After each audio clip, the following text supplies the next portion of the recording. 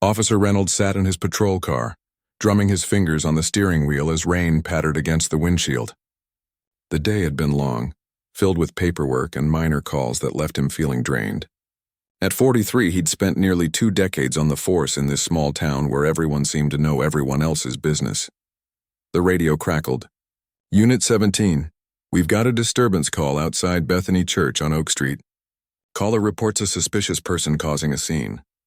Reynolds sighed as he started the engine. Bethany Church was in the older part of town, where many of the elderly residents gathered for Wednesday evening service. Probably just teenagers making noise, he thought. As he pulled up to the church, the rain had turned into a light drizzle. The evening sun broke through the clouds, casting long shadows across the church grounds. A small crowd had gathered near the entrance steps, their faces showing concern. In the middle of the commotion stood an elderly woman, her gray hair pulled back in a neat bun, waving her hands animatedly. She wore a purple dress with a matching hat, slightly askew on her head. Next to her on the ground was a spilled shopping bag, its contents, canned goods and small wrapped packages, scattered across the wet pavement. "Ma'am, what seems to be the problem here?" Reynolds approached, adjusting his uniform collar. The woman turned to face him, her eyes wide with distress. "Young man, someone has taken my purse. I was bringing donations for the food drive when a young fellow bumped into me and ran off with it." Reynolds took out his notebook. "Can you describe this person?" "Tall, wearing one of those hooded jackets. Dark color. That's all I saw before he disappeared around the corner." Reynolds nodded, making notes. "And your name, ma'am?" "Mrs. Washington. I've been coming to this church for 43 years and never once had any trouble until today." As Reynolds continued questioning her, his radio buzzed again. "All units in the vicinity of Oak Street. Be on the lookout for a suspect in a reported shoplifting from Henderson's Pharmacy. Male, approximately 6 feet tall, dark hoodie heading east on Maple." Reynolds looked up. The description matched. "That might be our guy, Mrs. Washington. I'm going to take a look around. Please stay with these folks." He returned to his car and began slowly patrolling the surrounding streets. The neighborhood was a mix of small businesses and older homes, with plenty of alleyways and side streets where someone could easily disappear. 3 blocks away, Reynolds spotted movement behind the old community center, a figure in a dark hoodie moving quickly between buildings. He pulled over and stepped out. "Police! Stop right there!" Reynolds called out, his hand instinctively moving to his holster. The figure froze, then slowly turned around. Reynolds was surprised to see not the teenage troublemaker he'd expected, but a young man maybe in his 30s, his face tense with fear. "I didn't do anything," the man said, raising his hand slightly. "I need you to come over here slowly," Reynolds instructed, his voice firm but controlled. As the man approached, Reynolds noticed he was clutching something to his chest. "What's that you're holding?" "Show me your hands." "It's just medicine," the man said, his voice shaking slightly. "For my mom." "I can show you the receipt." Reynolds remained skeptical. "Put it down on the ground, then step back." The man complied, placing a small pharmacy bag on the ground. "My mom's having a bad day. She needs her medication." I was rushing back to her. "Where's your mother now?" Reynolds asked, keeping his distance. "At the church. Bethany Church. She's waiting for me." Reynolds felt his stomach tighten. "Is your mother Mrs. Washington?" The man's eyes widened in surprise. "Yes, how did you know?" At that moment, another patrol car pulled up. Officer Chen stepped out, looking between Reynolds and the young man. "What's the situation?" Chen asked. Reynolds hesitated. "We may have a misunderstanding. This man says he's Mrs. Washington's son." "I am," the man insisted. "My name is Thomas Washington. My mom called me earlier saying she forgot her heart medication. I ran to Henderson's to get her refill. I was trying to get back to her before service started." Reynolds looked at the pharmacy bag, then at Thomas. "Mrs. Washington reported her purse stolen. She said someone in a dark hoodie bumped into her and ran off." Thomas's expression shifted from fear to concern. "I didn't steal anything. I was in a hurry and might have bumped into her when I saw she had fallen. I was going to help, but then I saw all those people around her and thought she was okay. I needed to get her medicine filled before the pharmacy closed." Chen picked up the pharmacy bag and examined its contents. A prescription bottle with Mrs. Washington's name clearly printed on the label, along with today's date. Reynolds felt a wave of embarrassment wash over him. He'd been quick to make assumptions based on a vague description and the tension of the moment. "Let's head back to the church together," he suggested, his tone softer now. "We can clear this up." When they arrived at Bethany Church, Mrs. Washington was sitting on a bench looking worried and tired. Her face lit up when she saw Thomas. "There you are. I was so worried," she exclaimed, then looked confused at the sight of the two officers accompanying her son. "Mom, did you lose your purse?" Thomas asked gently. Mrs. Washington patted her side, then looked startled. "Oh my goodness. It must be in the car. I was so flustered when I dropped the donations." She looked at Reynolds, understanding dawning on her face. "Oh dear, did I cause all this trouble?" Reynolds shook his head. "No trouble, Mrs. Washington. Just a misunderstanding." As Thomas gave his mother her medication, an older man in a navy cap approached. He walked with a slight limp, but carried himself with unmistakable dignity. Reynolds recognized him as Mr. Harmon, a Vietnam veteran who often spoke at the town's Memorial Day services. "Everything all right here?" Mr. Harmon asked, his eyes moving from Mrs. Washington to the officers. "Just a mix-up," Reynolds explained, suddenly aware of how the scene might look to onlookers, two officers confronting a young man and his elderly mother outside a church. Mr. Harmon nodded slowly, his gaze steady. "Seems like a lot of mix-ups happen these days." There was something in his tone that made Reynolds pause. It wasn't accusatory, but it carried the weight of experience, of having seen similar mix-ups before. "You know," Mr. Harmon continued, "when I came back from Vietnam, people made a lot of assumptions about me based on how I looked. Some folks saw the uniform and called me a hero. Others saw the same uniform and called me worse things." He looked at Thomas, then at Reynolds. "The truth is usually somewhere in the middle of what we think we see." Reynolds felt a flush of shame creep up his neck. Had he been too quick to suspect Thomas? Would he have reacted differently if the description hadn't mentioned a hoodie, or if the neighborhood had been different? Mrs. Washington broke the uncomfortable silence. "Officer Reynolds was just doing his job, trying to help me when I thought my purse was stolen. It was my mistake." Thomas helped his mother to her feet. "We should go inside, Mom. Service is about to start." Before they walked away, Mrs. Washington touched Reynolds' arm. "Why don't you join us, officer? Everyone is welcome at Bethany." Reynolds hesitated, then nodded. "I'd like that, Mrs. Washington. Let me just check in with my partner." As Chen returned to his patrol car, Reynolds took a moment to collect his thoughts. The evening had not gone as expected. What began as a routine call had turned into a moment of reflection. Mr. Harmon lingered nearby. "You know, son, in my experience, the bravest thing a person can do is admit when they've made a mistake and learn from it." Reynolds looked at the veteran, seeing not judgment in his eyes, but understanding. "Yes, sir. I believe you're right about that." As Reynolds followed Mrs. Washington and Thomas into the church, he noticed other community members watching with curious expressions. News traveled fast in small towns, and he knew this incident would be discussed over dinner tables tonight. But maybe, Reynolds thought, that wasn't entirely a bad thing. Maybe conversations needed to happen. Honest ones about assumptions and perceptions and how quickly misunderstandings could escalate. The church was warm and bright inside, a stark contrast to the damp evening outside. As Reynolds took a seat in the back pew, he couldn't help but wonder how differently this evening might have ended if Thomas hadn't had a receipt, or if Mr. Harmon hadn't been there, or if any number of small details had been slightly different. It was a sobering thought, and one that would stay with him long after the evening service ended. The following Sunday, Officer Reynolds found himself driving past Bethany Church again. He hadn't planned to.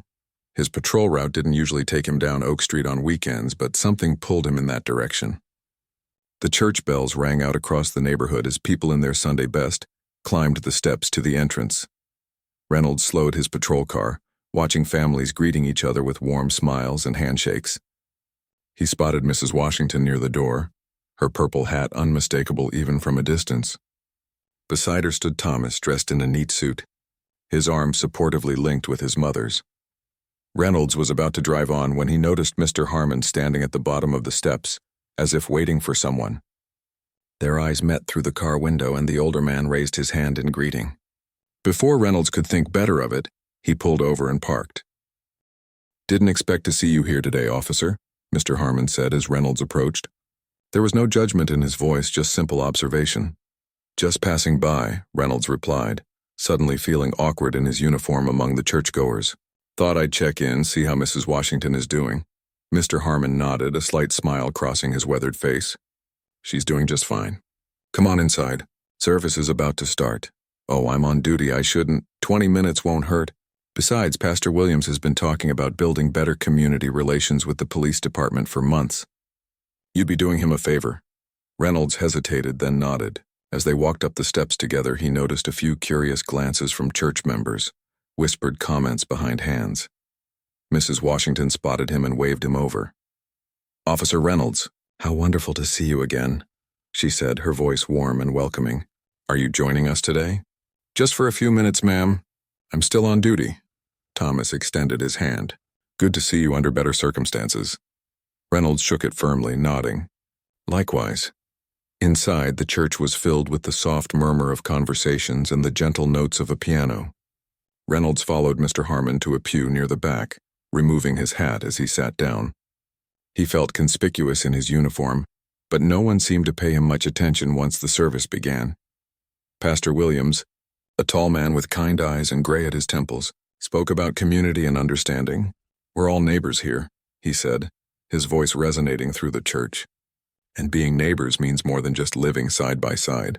It means seeing each other, truly seeing beyond our first impressions. Reynolds found himself listening intently, the pastor's words seeming particularly relevant after Wednesday's events. When the service ended, he stood to leave, but Mrs. Washington caught him before he could slip out. Officer, we're having a small gathering in the community hall. Nothing fancy, just coffee and conversation. You should join us. I really should get back to my patrol, Reynolds began, but was interrupted by a call on his radio, a minor fender bender a few blocks away. Duty calls, he said with an apologetic smile. Another time, perhaps. As he handled the traffic incident, Reynolds found himself thinking about the church service, about how different it felt to be in that space as a participant, rather than responding to a call. The rest of his shift was uneventful. A shoplifter at the grocery store, a noise complaint from an apartment complex, routine stuff that didn't require much thought. When his shift ended, Reynolds found himself driving past the community center where he had confronted Thomas just days earlier. On impulse, he pulled over and parked. The community center was a converted warehouse, its brick walls softened by colorful murals painted by local high school students. A sign out front announced various programs: after-school tutoring, senior bingo on Tuesdays, job skills workshops on Thursdays. Reynolds had driven past it hundreds of times on patrol, but had never been inside except to respond to occasional disturbance calls. As he approached the entrance, he heard the unmistakable sounds of a basketball game in progress, sneakers squeaking on the floor, the solid bounce of the ball, shouts and laughter.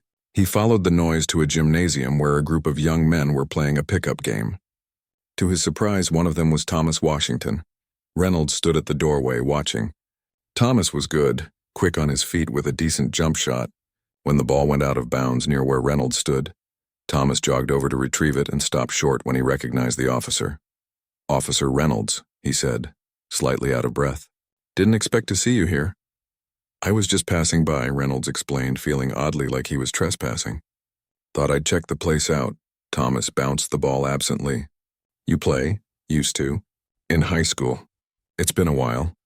Thomas seemed to consider something, then called out to his friends. Hey guys, taking 5. He gestured for Reynolds to follow him to a set of bleachers along the wall. Look, Thomas said as they sat down. About the other day. I just want to say I understand. You were doing your job. Reynolds nodded, surprised by the young man's directness. Still, I made assumptions I shouldn't have. We all do sometimes, Thomas replied, wiping sweat from his forehead with the back of his hand. My mom told me you came to church today. Just for a bit. Your pastor has an interesting perspective than Pastor Williams. Yeah, he's good people. Been trying to bring folks together for years. Thomas looked at Reynolds curiously. So what brings you to the community center? Reynolds shrugged. Honestly, not sure. Just felt like I should see what goes on here when I'm not responding to a call. Thomas smiled slightly. Well, a lot of good stuff happens here. I run a youth mentoring program 3 days a week. Kids come after school, get help with homework, play some ball. Keeps them off the streets. You work here. Part-time. I'm also taking classes at the community college working on a social work degree. Thomas bounced the ball between his knees. Want to see what else we do here? Before Reynolds could answer, a group of teenagers burst into the gym, led by a young woman with bright eyes and a confident stride. She spotted Thomas and waved. "Mr. Washington, are we still doing the conflict resolution workshop today?" One of the teens called out. "You bet," Thomas replied, standing up. "Give me 10 minutes to finish up here, then we'll get started in room 3. He turned to Reynolds. "Want to sit in?" "Might be interesting for you, professionally speaking." Reynolds checked his watch. He was off duty and had nothing pressing waiting at home except leftover pizza and a basketball game on TV. Sure, why not? The workshop was eye-opening. Thomas led the teens through scenarios of potential conflict, disagreements with parents, confrontations with peers, interactions with authority figures, and guided them through constructive responses. Reynolds watched from the back of the room, impressed by Thomas's rapport with the kids and the practical nature of his advice. When someone in authority tells you to do something, even if you think they're wrong, the moment of confrontation isn't usually the best time to argue your case, Thomas was saying. Keep calm, comply if it's safe to do so, and address the issue through proper channels afterward. A lanky boy in the back raised his hand. "But what if they're disrespecting you? You just gonna take that?" "Good question," Thomas said. "What do you think, Officer Reynolds? How would you prefer someone handle it if they think you're being unfair?" Reynolds hadn't expected to be called on. All eyes in the room turned to him. "Well," he began slowly, "in the moment, staying calm is important. Raising your voice or making sudden movements can escalate the situation. But you're right to bring up respect. It should go both ways." He found himself sharing stories from his early days on the force, times when situations had gone smoothly and times when they hadn't. What he'd learned about communication and de-escalation. The teens listened attentively, asking thoughtful questions that challenged him to articulate aspects of his job he usually took for granted. When the workshop ended, Thomas approached him. "Thanks for jumping in. The kids don't often get to talk to a police officer in a non-crisis setting." "They're good kids," Reynolds said. "Smart questions." "They are good kids," Thomas agreed. "Just need people to see that sometimes." He hesitated. "We do these workshops weekly. You'd be welcome to come back, maybe even lead a session on interacting with law enforcement." Reynolds was surprised by the invitation.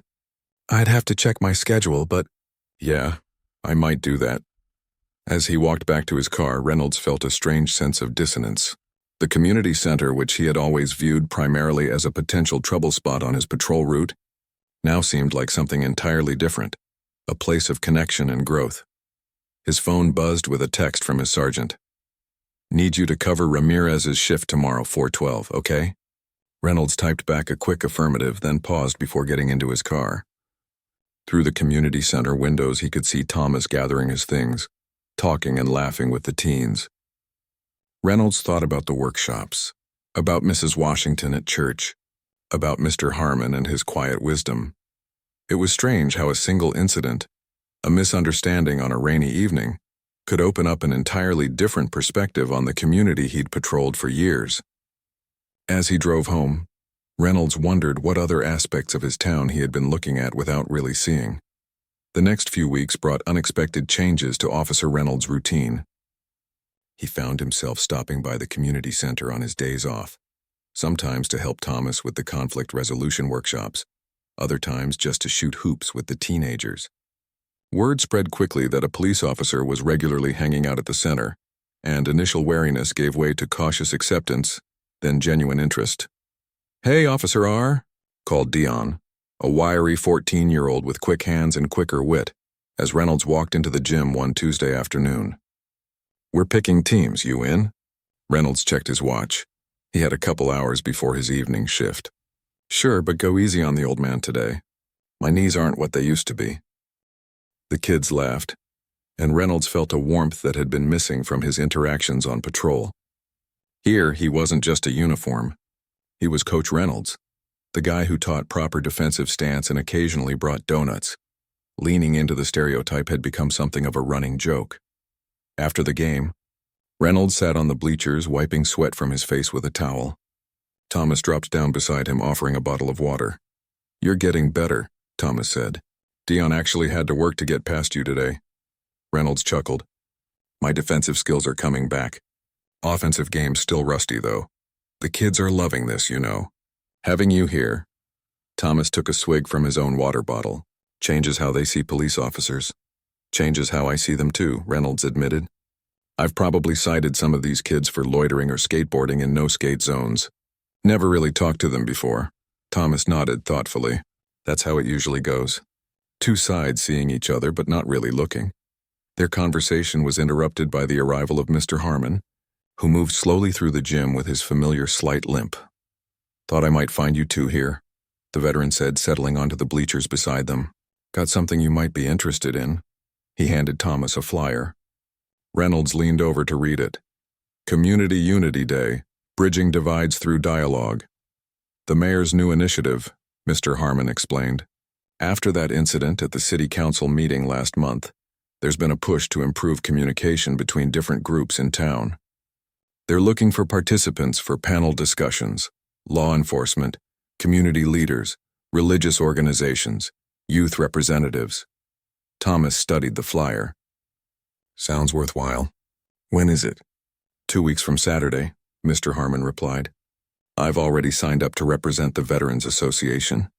Thought you two might have something to contribute. Reynolds hesitated. I'd need to clear it with my sergeant first. Already done, Mr. Harmon said with a slight smile. Ran into Sergeant Willis at the diner this morning. He thinks it's a great idea. Good PR for the department. Reynolds raised an eyebrow. You've been busy. When you get to my age, son, you learn not to waste time when you see a good opportunity. Thomas laughed. He got you there, Reynolds. Later that evening, as Reynolds began his patrol shift, he found himself looking at familiar streets with fresh eyes. The corner where teenagers usually gathered didn't seem quite so suspicious anymore. Just kids with nowhere else to go. The elderly man who regularly called in noise complaints wasn't simply a nuisance. He was a lonely widower seeking attention. His radio crackled. Unit 17, disturbance reported at Henderson's pharmacy. Possible shoplifting in progress. Reynolds acknowledged the call and headed toward the pharmacy, the same one where Thomas had picked up his mother's medication weeks ago. As he pulled up, he saw the pharmacist, Mr. Henderson, gesturing animatedly at a young boy who couldn't have been more than 12, wearing an oversized hoodie and looking terrified. What's going on here? Reynolds asked, approaching calmly. Caught this one trying to pocket some candy, Mr. Henderson said, his face flushed with anger. Third time this week I've had kids stealing. I'm pressing charges this time. Reynolds looked at the boy whose eyes were wide with fear. What's your name, son? Andre, the boy whispered. Andre, is what Mr. Henderson's saying true? Did you take something without paying?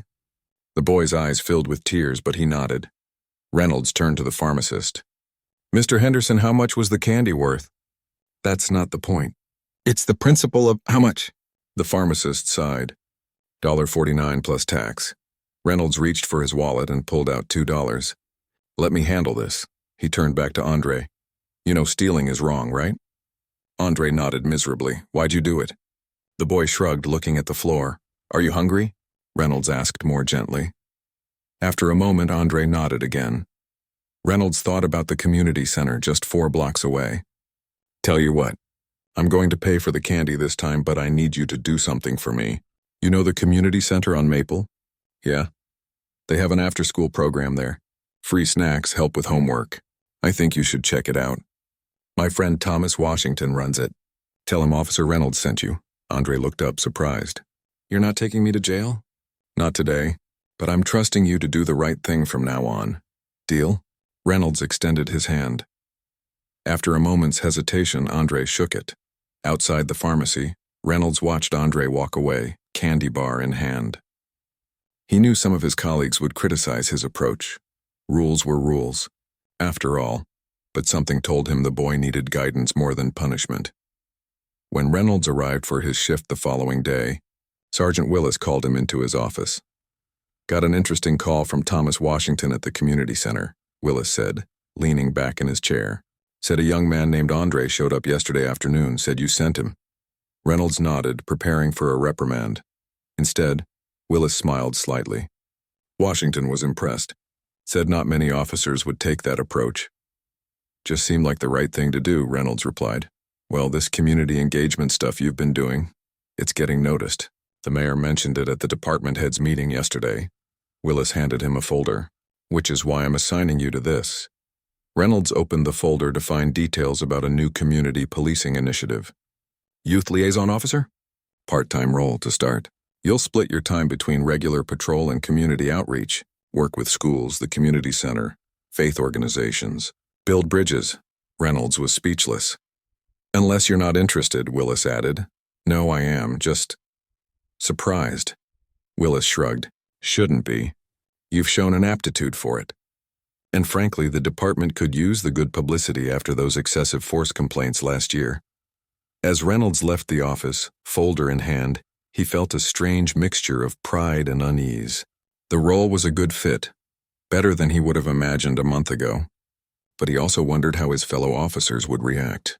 Not everyone on the force shared his evolving perspective. His concerns were confirmed at roll call when Officer Peterson, a 20-year veteran with strong opinions, cornered him in the break room. Heard about your new assignment, Peterson said, his voice just low enough that others couldn't hear. Playing basketball with kids now instead of actual police work? Reynolds kept his expression neutral. It is actual police work, just a different approach, Peterson snorted. Right, next thing you know, they'll have us all holding hands and singing Kumbaya with the drug dealers. That's not what this is about. Save it for your new friends at the community center. Peterson turned to leave, then paused. Just remember which side you're on, Reynolds. The comment stung, but as Reynolds headed out for patrol, he thought about what Mr. Harmon had said at the church that first day. The truth is usually somewhere in the middle of what we think we see. Maybe there weren't really sides at all. Just people trying to live their lives. Sometimes getting it right, sometimes messing up. That evening, Reynolds stopped by the community center before his shift. Thomas was in his office buried in paperwork. Heard about your new assignment, Thomas said, looking up with a smile. Congratulations. Thanks, Reynolds replied, taking a seat across from him. Not everyone at the station shares your enthusiasm. Thomas nodded knowingly. Change is hard. People get comfortable with how things are, even when it's not working. I keep thinking about something Mr. Harmon said, about there being different sides. The man's a fountain of wisdom, Thomas chuckled. Speaking of which, he called earlier. Wanted to make sure we're both still on for the Community Unity panel next week. Said we should meet beforehand to discuss our approach. Reynolds nodded, glancing at the youth liaison materials in his hand. I think I need all the guidance I can get right now. You're doing fine, Thomas assured him. By the way, Andre came back today. Brought a friend with him. Said you treated him like a person, not a problem. Reynolds felt something tighten in his chest. Pride, maybe, or something deeper. Sometimes that's all any of us need. As he left the community center, the sun was setting, casting long shadows across the basketball court where a few kids were still playing. Reynolds watched them for a moment, remembering his own youth, the mistakes he'd made, the adults who had either written him off or given him a second chance.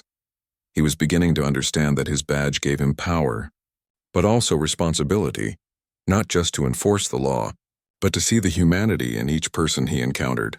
It wasn't an easy balance to strike, but as he headed to his patrol car, Reynolds felt more certain of his path than he had in years. The town hall was packed for the Community Unity Day event. Reynolds stood at the back of the room watching people file in, church groups, business owners, teachers, teenagers from the community center, and a strong showing from the police department. Sergeant Willis had encouraged all off-duty officers to attend, though Reynolds noticed Officer Peterson and his usual circle were conspicuously absent. Nervous? Thomas appeared beside him, dressed in a crisp button-down shirt rather than his usual casual attire. A little, Reynolds admitted. Public speaking isn't my strong suit. Just speak from the heart. That's what Mr. Harmon told me. As if summoned by his name, the veteran approached them, looking sharp in a blue blazer with his service pins prominently displayed. Gentlemen, Mr. Harmon greeted them with a nod. Quite a turnout. Mayor Johnson must be pleased. The mayor, a jovial man with a politician's handshake, was working his way through the crowd, stopping to chat with various community members. When he spotted their small group, he headed over. Officer Reynolds, just the man I wanted to see. The mayor pumped Reynolds' hand enthusiastically. Your sergeant has been singing your praises. Says your community outreach work is exactly what we need more of in the department. Reynolds felt his neck flush. Thank you, sir. I'm just doing my job. And doing it well from what I hear. The mayor turned to Thomas. Mr. Washington, your youth programs are making a real difference, too. Between the two of you, we might actually bridge some gaps in this town. As the mayor moved on to greet others, Reynolds caught sight of Mrs. Washington entering the hall, leaning on a younger woman's arm. Thomas waved them over. Officer Reynolds, you remember my mother, Thomas said. And this is my sister Diane. She's in town for the weekend. Nice to meet you. Reynolds shook Diane's hand. Your mother speaks highly of you. Diane smiled. She speaks highly of you too, officer. Says you're not like most policemen she's known. Before Reynolds could respond, the event organizer called for everyone to take their seats. The panel participants were directed to a row of chairs at the front of the room.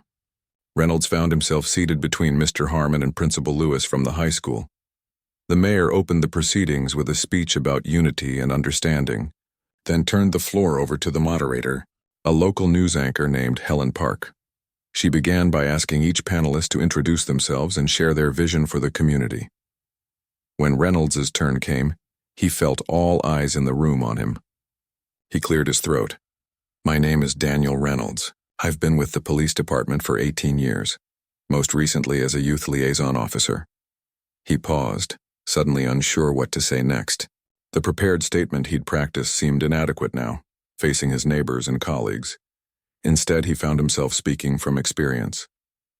A month ago, I responded to a call at Bethany Church and nearly made a serious mistake based on assumptions. It made me realize how often we see without looking, hear without listening. He glanced at Thomas, then at Mr. Harmon. I've learned more about this community in the past few weeks than in all my years of patrolling it.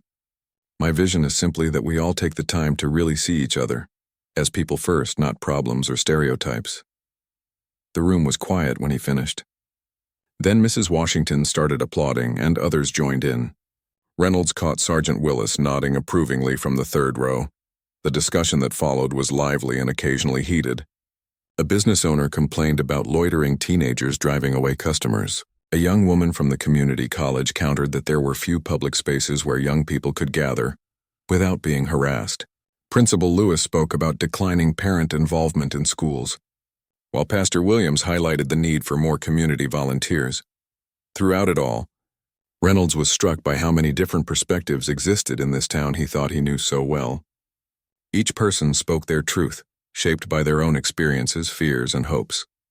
When audience questions began, a teenager Reynolds recognized from the community center stood up. It was Dion, looking uncharacteristically nervous. My question is for Officer Reynolds, Dion said, his voice cracking slightly. You talk about seeing people differently now, but what about the other cops? Last week, me and my friends were just sitting in the park, and Officer Peterson made us empty our pockets and backpacks for no reason. Said we looked suspicious. How's that supposed to make us feel about police? The room grew tense. Reynolds saw Sergeant Willis frown and make a note. He chose his words carefully. I can't speak for every officer, Dion, and I won't make excuses for behavior that breaks trust. What I can tell you is that change takes time, in systems and in people. All I can do is my best to lead by example and advocate for approaches that build community, rather than divide it. Mr. Harmon leaned forward in his chair. If I may add something. During my time in Vietnam, I served with men from all walks of life. Some came with prejudices as heavy as their packs. But when you work alongside someone day after day, when you protect each other and see each other's humanity, those barriers start to fall. Not overnight, but over time. He looked directly at Dion. What Officer Reynolds is doing, what you're doing by speaking up today, that's how change happens. Not all at once, but person by person, conversation by conversation. Dion nodded slowly and sat down. The discussion moved on, but Reynolds made a mental note to follow up on the incident Dion had mentioned. After the event, people lingered in small groups, continuing conversations that had begun during the formal discussion. Reynolds found himself approached by various community members, some with complaints about specific officers or policies, others with words of appreciation for his candor. An elderly man Reynolds didn't recognize clasped his hand firmly. My grandson is Andre, the boy you helped at the pharmacy. He's been going to the community center every day since. Thank you for seeing something in him worth saving. Reynolds was touched. He's a good kid. Just needed a chance. As the crowd thinned, Reynolds found Thomas and Mr. Harmon near the refreshment table. "That went better than I expected," Thomas said, sipping coffee from a paper cup. "People were actually listening to each other." "It's a start," Mr. Harmon agreed. "Speaking of which, Reynolds, that business with Dion and Officer Peterson, I'm going to talk to Sergeant Willis about it," Reynolds assured him. "Good. Because trust is built on actions, not just words." The conversation was interrupted by a commotion near the entrance. Officer Chen rushed in, still in uniform, looking for Reynolds. "There you are," Chen said breathlessly. "We've got a situation at Riverview Apartments. Multiple calls about a disturbance. Sergeant wants all available officers to respond." Reynolds glanced at Thomas and Mr. Harmon. "I have to go. Duty calls." "Be careful," Mr. Harmon said, his expression serious. Reynolds hurried out with Chen, who filled him in as they walked to their patrol cars. "Domestic disturbance initially, but it's escalated." Neighbor reported hearing what sounded like a gunshot. "Anyone else responding?" "Peterson's already there with Richards. Jackson and Diaz are en route." Reynolds felt a twist of concern. Peterson was known for his aggressive approach to tense situations. "Let's go." Riverview Apartments was a sprawling complex on the east side of town, aging buildings with peeling paint and minimal maintenance. As Reynolds pulled up, he saw Peterson's cruiser parked haphazardly near Building C, lights flashing. 2 more patrol cars arrived almost simultaneously. Sergeant Willis stepped out of one, immediately taking charge. "What's the situation?" he asked Chen, who had arrived first. "Peterson and Richards entered the building about 10 minutes ago. Apartment 312. No radio contact since they went in." Willis frowned. "That's not protocol." "Reynolds, you and Chen take the rear entrance. Jackson, Diaz with me at the front. Approach with caution, radios on." Reynolds and Chen circled around to the back of the building. As they entered and began climbing the stairs, Reynolds heard raised voices from the 3rd floor. "You're making this worse," a woman's voice, frightened and angry. "Police." "Put it down now." That was Peterson, his tone sharp and commanding. "I didn't do nothing," a male voice, young and panicked. Reynolds and Chen quickened their pace, reaching the 3rd floor hallway just as Willis and the others approached from the opposite direction.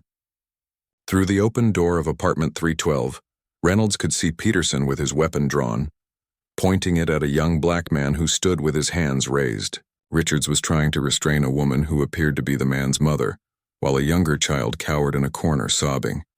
He reached for something. Peterson was shouting. "In his waistband." "My phone," the young man protested. "I was just getting my phone." Reynolds assessed the situation quickly. The apartment was in disarray. Signs of an argument maybe, but no obvious weapons. The young man looked terrified, not threatening. "Peterson," Reynolds said calmly, holstering his own weapon and stepping forward. "I've got this. Why don't you let me talk to him?" Peterson didn't lower his gun. "Stay back, Reynolds.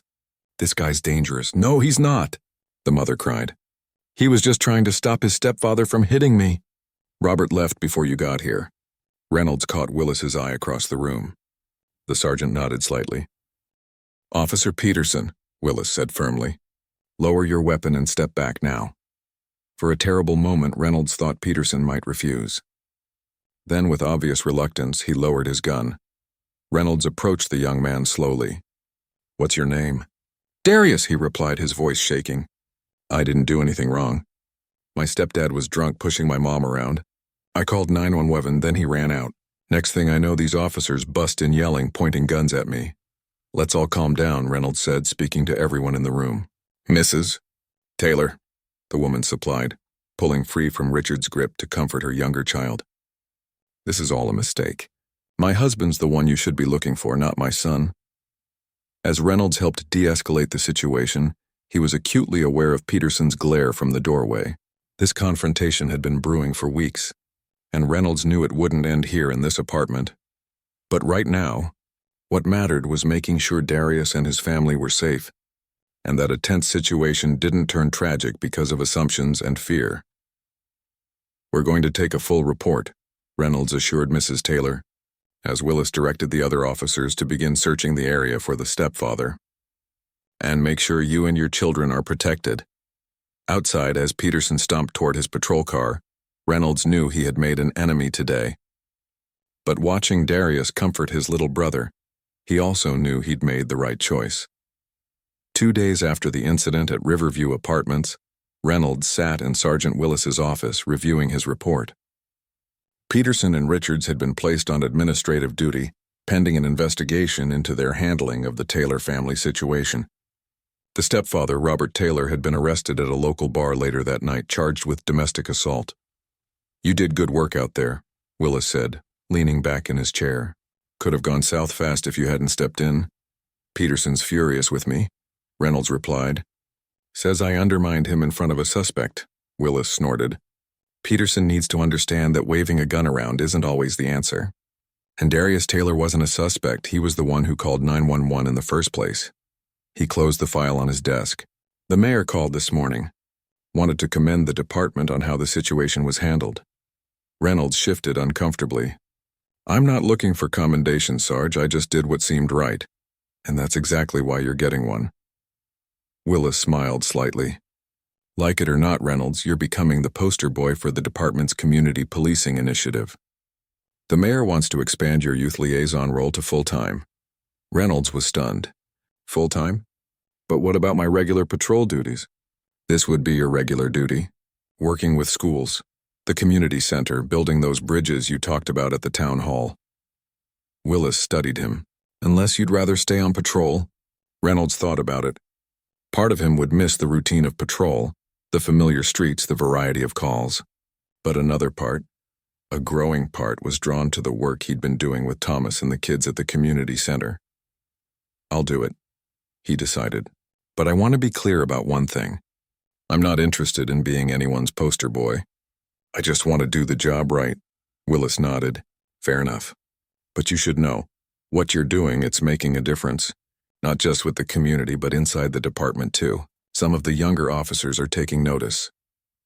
As Reynolds left the station that afternoon, he found Peterson waiting in the parking lot, leaning against his personal vehicle. "So you're really going through with this community officer nonsense," Peterson said, his tone bitter. "Trading in real police work to play basketball and hold hands." Reynolds sighed. "It is real police work, Pete. Maybe the most real work I've done in years. They're using you, you know. The brass, the mayor. They needed a face for their PR campaign, and you volunteered. Meanwhile, the rest of us are still out there dealing with the real problems." "You think Darius Taylor was a real problem?" Reynolds asked quietly. "A kid protecting his mom from an abusive stepfather?" Peterson's face hardened. "I responded to a call about a possible gunshot. Entered a chaotic scene with an agitated male subject who reached for his waistband. I followed protocol. You escalated a situation that didn't need escalating. You scared a family that was already traumatized. Easy for you to say now. You weren't the first one through that door." Peterson pushed off his car. "You know what your problem is, Reynolds. You've forgotten what it's like out there. The danger. The split-second decisions. One day, one of your new friends is going to make a wrong move, and your new approach won't save you." Reynolds watched Peterson drive away, his words lingering uncomfortably. Was there some truth to what he'd said? Had Reynolds gone too far in the other direction?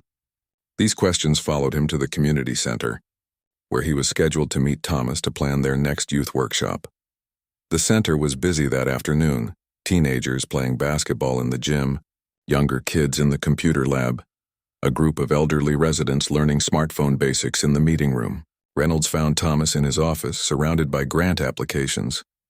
"The glamorous life of a community organizer," Thomas joked, gesturing at the paperwork. "How'd it go with your sergeant?" Reynolds filled him in on the mayor's offer and his conversation with Peterson. "Pete's not entirely wrong," Reynolds admitted. "There is danger out there. The job does require tough calls sometimes." Thomas nodded thoughtfully. "No one's saying it doesn't, but there's a difference between being prepared for danger and seeing danger in everyone you meet. I just wonder if I'm being naive. If this whole approach falls apart the first time I face a real threat." "You faced a real threat at the Taylor apartment," Thomas pointed out. "A situation that could have ended in tragedy, but you de-escalated it, found a better way." Their conversation was interrupted by a commotion in the hallway. Reynolds heard raised voices, then the unmistakable sound of a scuffle. He and Thomas rushed out to find two teenagers squared off in the corridor, a crowd gathering around them. "You calling me a liar?" The taller boy shoved the other hard. "Just calling it like I see it, man." The second boy pushed back, his face flushed with anger. Reynolds recognized them both, Dion and Andre, who usually got along well. He moved forward, instinctively placing himself between them. "Whoa, guys. Let's take a step back here." He kept his voice calm but firm. "What's going on?" "Ask him." Dion pointed accusingly at Andre. "Telling everyone my brother was dealing at the park. That's why those cops searched us." "It's a lie." "I just said what I heard," Andre protested. "That's what people are saying." Reynolds saw the hurt and anger in Dion's eyes, the defensiveness in Andre's posture. This wasn't just about a rumor. It was about dignity, reputation, being seen as something you're not. "Let's take this somewhere private," Reynolds suggested, gesturing toward Thomas's office. "Work it out with words, not fists." For a tense moment, he thought they might refuse. Then Dion dropped his hands and gave a curt nod. Andre followed suit. The crowd began to disperse, disappointed at the lack of drama. As Thomas helped mediate the conversation between the two teens, Reynolds marveled at how quickly the situation had been contained without threats or force. It was a small victory, but a meaningful one. Later, as Reynolds was helping close up the center for the evening, Mr. Harmon stopped by. "Heard about your promotion," the veteran said, settling into a chair in the lobby. "Congratulations." "Thanks. Still getting used to the idea myself." Mr. Harmon studied him. "Something bothering you about it?" Reynolds hesitated, then shared Peterson's parting words. "Maybe he's right. Maybe I am being naive." "You know," Mr. Harmon said, leaning forward, "when I came back from Vietnam, I had a hard time trusting anyone. Saw threats everywhere. Took me years to understand that the hypervigilance that kept me alive over there was destroying my life back here." He tapped his cane lightly on the floor. "There's wisdom in caution, but there's also wisdom in trust. The trick is knowing when to apply each." Reynolds nodded slowly. "How do you know, though? When to be cautious and when to trust? You don't always. You make your best judgment call and live with the results." Mr. Harmon smiled slightly. "But I'll tell you this, in all my years, I've regretted the times I failed to trust far more than the times I trusted and was disappointed." The next morning, Reynolds arrived at the station to clean out his desk before moving to his new office at the community center. The squad room was busier than usual. Officers gathered in small groups, talking in low voices. "What's going on?" Reynolds asked Chen, who was filling his coffee mug at the break room counter. "You didn't hear. Peterson and Richards responded to an armed robbery call last night. Peterson went in hot, nearly shot a store employee who was hiding behind the counter." Reynolds felt cold. "Was anyone hurt?" "Physically? No, but it was close. Too close." Chen glanced around, then lowered his voice. "Word is the chief's had enough. Peterson's being moved to desk duty until he completes a retraining program, focusing on de-escalation techniques." As if on cue, Peterson emerged from the chief's office, his face tight with anger. His eyes locked with Reynolds across the room. For a moment, Reynolds thought he might come over, but instead Peterson turned and stalked out of the station. Reynolds finished clearing his desk in silence, thoughts swirling. He couldn't take satisfaction in Peterson's situation. The man was a good officer in many ways, just stuck in an approach that was becoming increasingly dangerous for everyone involved. As Reynolds carried his box of personal items to his car, he found Mrs. Washington waiting beside it, a foil-covered dish in her hands. "Thomas told me this was your last day at the station," she said with a warm smile. "Thought you might like some banana bread to share with your new colleagues." Reynolds accepted the dish gratefully. "That's very kind of you, Mrs. Washington." "Kindness matters," she replied simply. "You know, when we first met outside the church that evening, I was quick to assume the worst, that someone had stolen from me. Turns out I was wrong. My purse was right where I'd left it." She patted his arm.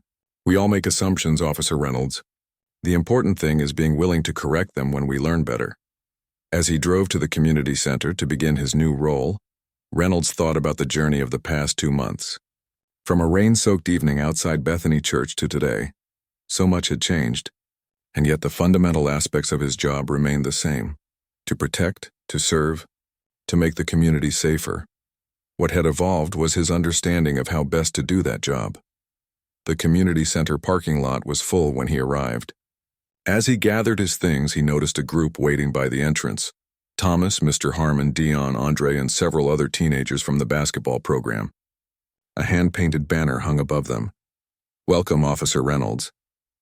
As he approached, they broke into applause and cheers. Reynolds felt a swell of emotion he hadn't expected. "What's all this?" he asked, embarrassed by the attention.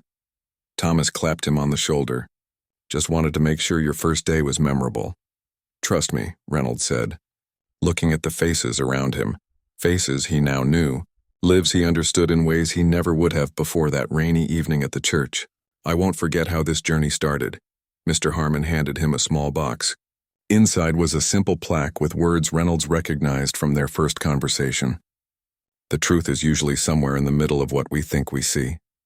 "To remind you," the veteran said quietly. Reynolds nodded, too moved for words. The path ahead wouldn't be easy. Changing perspectives rarely was, whether in a police department or a community. There would be setbacks, resistance, moments of doubt.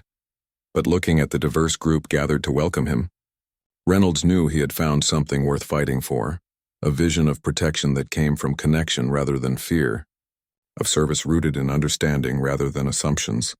"Let's get to work," he said. And together they walked through the doors into a new day.